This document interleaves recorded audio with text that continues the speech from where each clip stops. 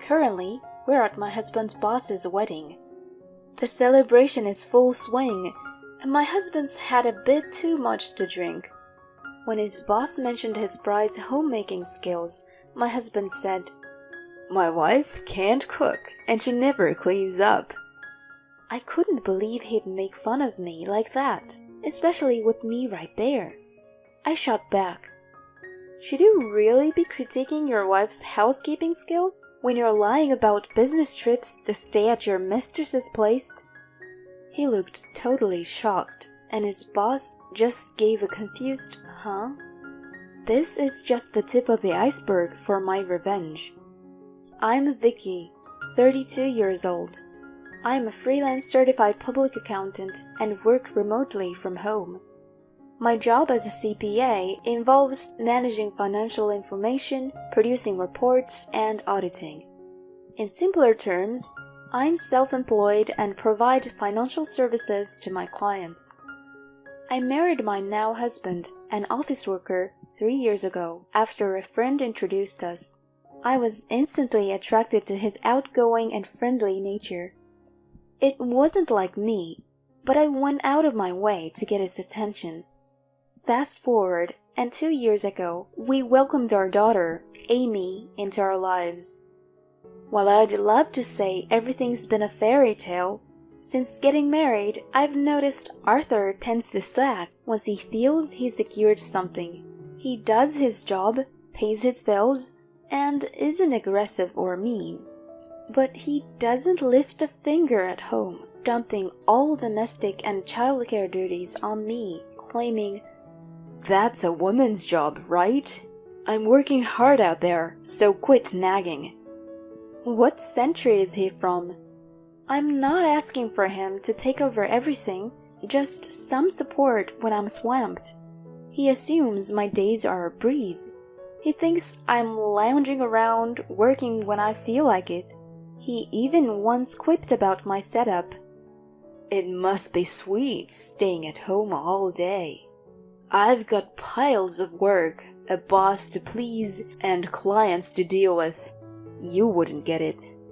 Even though I'm at home, he expects me to handle all the chores. I fired back.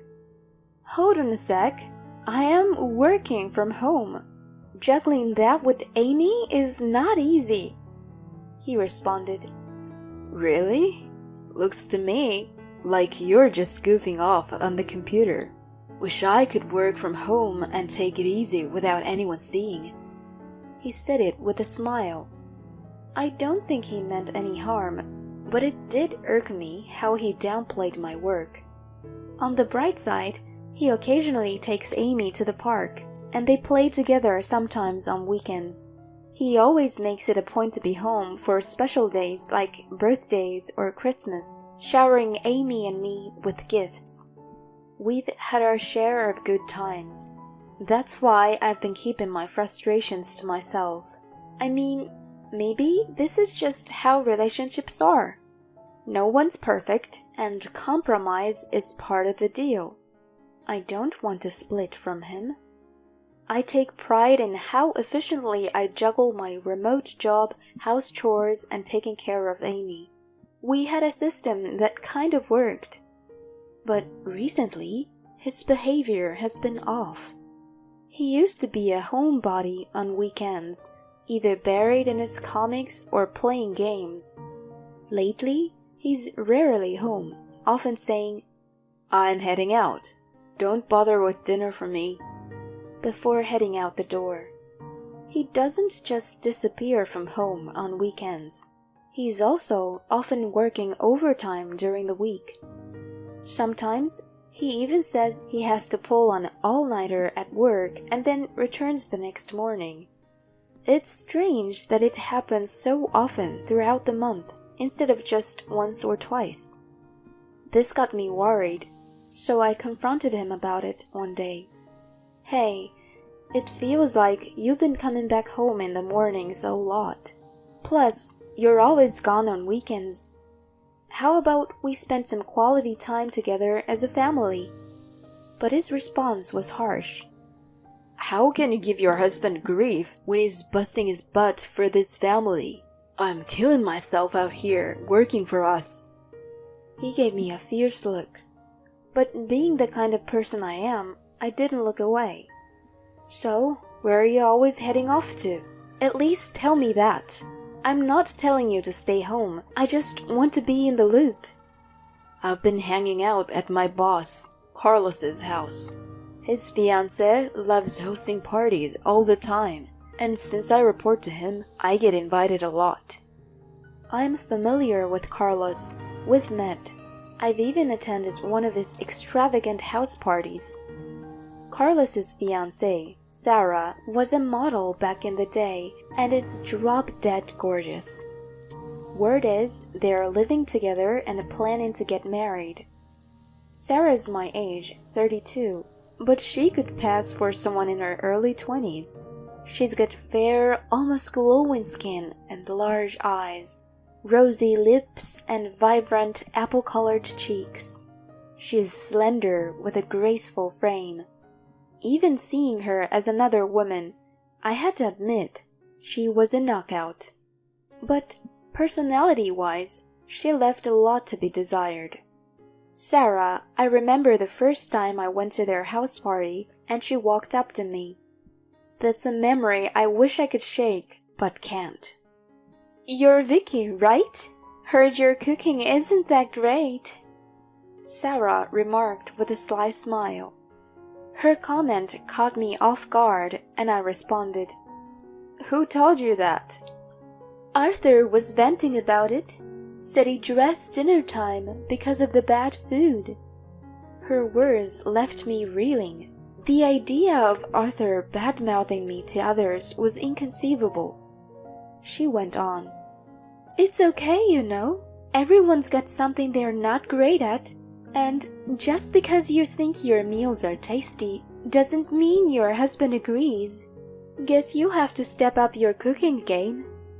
On the face of it, you'd think she was trying to be supportive, but she had this laugh, like she was getting a kick out of it. What a mean lady, I thought. Who directly shares a husband's gripes with his wife? Carlos really picked a winner with her. I mumbled sarcastically to myself. Another thought crossed my mind, though. Even if they were tight, would Arthur really talk about our home life to his boss's fiancée? I was about to get answers to my doubts in the worst way imaginable. It all unraveled on Amy's second birthday. I was hustling to get the room ready and the cake set up. I decided to throw a birthday bash in our large living room to make it special. Amy was taking a nap in her bedroom. The plan was to surprise her when she woke up. Arthur was pitching in, especially with the high-up decorations. But then his phone rang. He glanced at the number and seemed to hesitate. Intrigued, I probed. "What's up? If it's a call, just answer it here." "No, it's work. I'd rather not mix business with family time. There might be sensitive info." With that, he exited the room. He was gone for a good half hour, deeply engrossed in his chat. When he finally came back, he looked really shaken. Out of nowhere, he raised his voice at me. "I got called into work. I'm heading to the office now." Out of nowhere, I was caught off guard and tried to hold him back. "Hold on, are you really going to work now? Today is Amy's birthday." He brushed past me, giving me a frustrated look. "Get the picture. There are bigger things at play here. Don't hold me up." With that, he bolted out the door. I was stunned by his abrupt reaction. His words kept replaying in my mind. How could he downplay our precious Amy's birthday like that? Why would he be so thoughtless? He told me he took the day off for this. What work emergency could be more pressing than Amy's day? I decided to peek in on the sleeping girl. She looked so serene. It would break her heart to learn her dad missed her birthday when she wakes up. Not knowing how to process everything, my mind was spinning. But then it hit me. I checked something in the kids' room and was horrified by my find.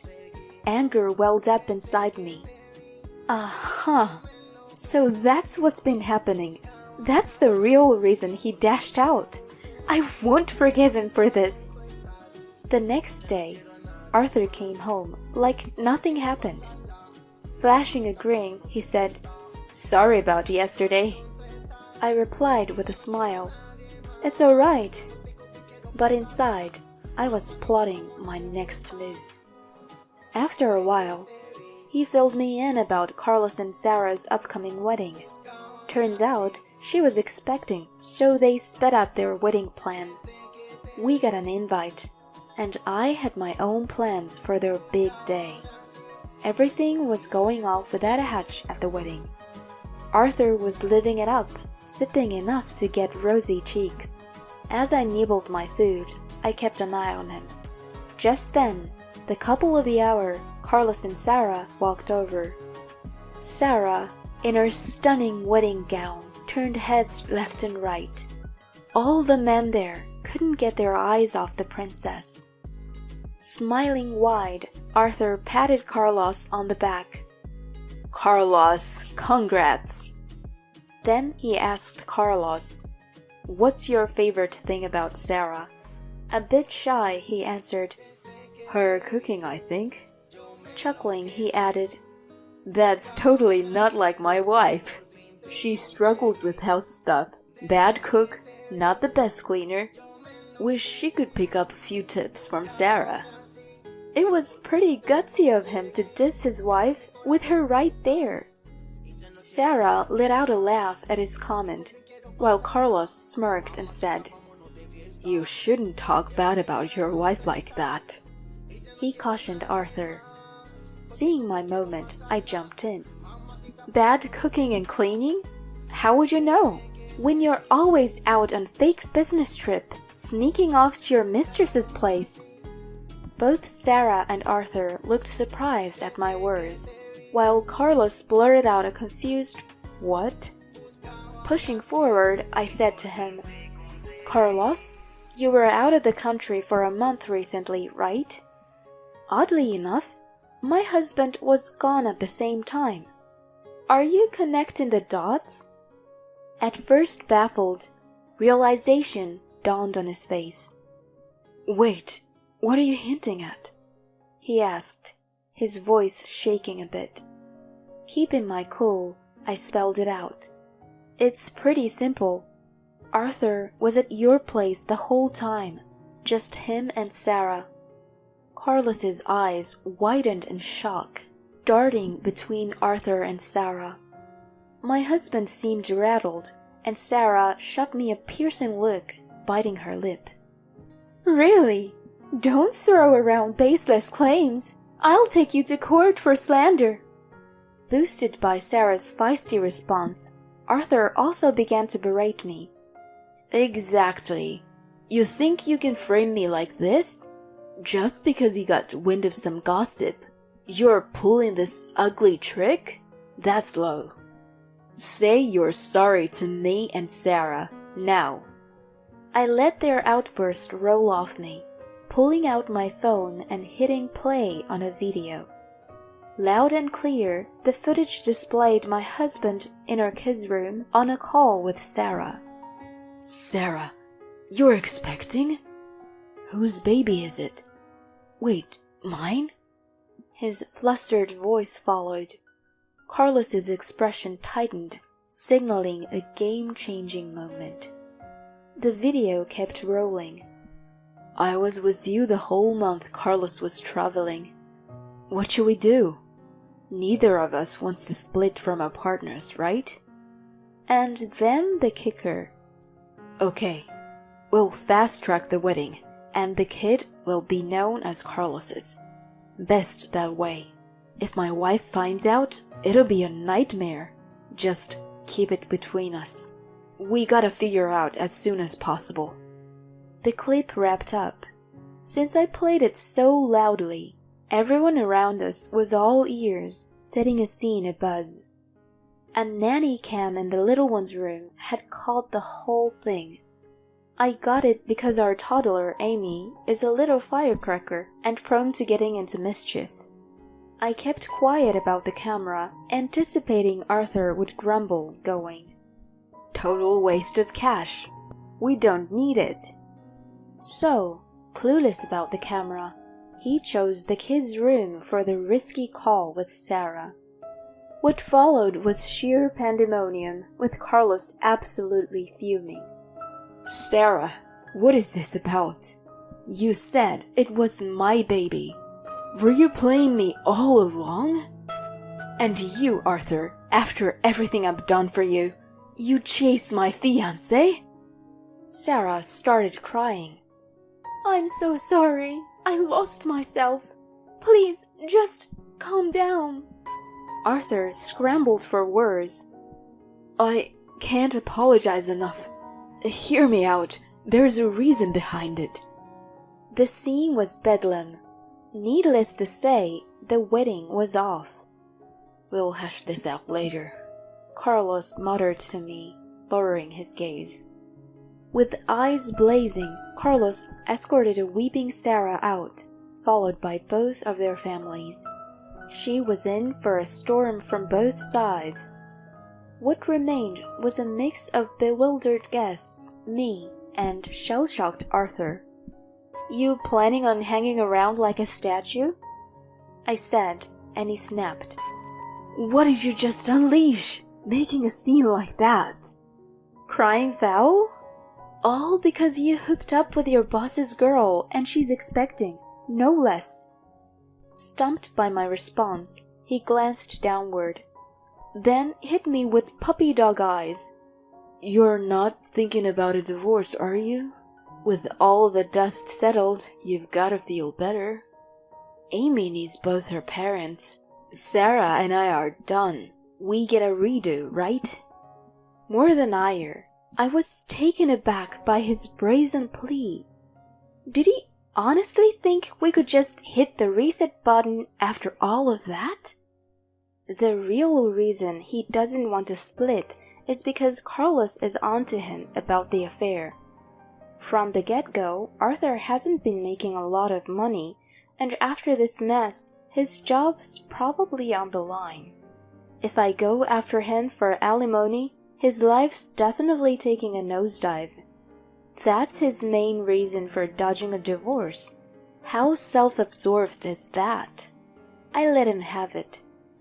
"Cut the crap! We're getting divorced. There's no walking this back. I'll be coming for compensation from both you and Sarah. Plus, I want child support. Get ready." Hearing this, he just lost it, tears and all. "Please, don't go there. I'm really begging you here. My pay isn't great, and I swear I'm done straying. I'll do whatever you say from here out. I seriously messed up. Just think about the divorce." Why would I believe a word from you? You even spaced on Amy's birthday. A loser like you around isn't good for my daughter. Just steer clear of us. Please. I brushed off his last-ditch efforts and split from the place alone. Down the line, Arthur and I went our separate ways, and Carlos and Sarah called off their wedding. I got compensation and child support out of Arthur, and naturally a chunk from Sarah too. He had to bow out of his job, given the whole boss's fiancé turned baby mama situation. They ended up in debt, shelling out for Carlos's demands. Word is, Arthur and Sarah got married because of the baby, but they're living in the red, dodging bail collectors. Frankly, I'm unfazed hearing about it. They reaped what they sowed. As for me, I got custody of Amy and headed back to my folks' place. Amy's been the apple of her grandparents' eyes, and she's thriving. I've been living peacefully, shaking off all the Arthur drama. Going it alone with Amy, I'm all about keeping it positive.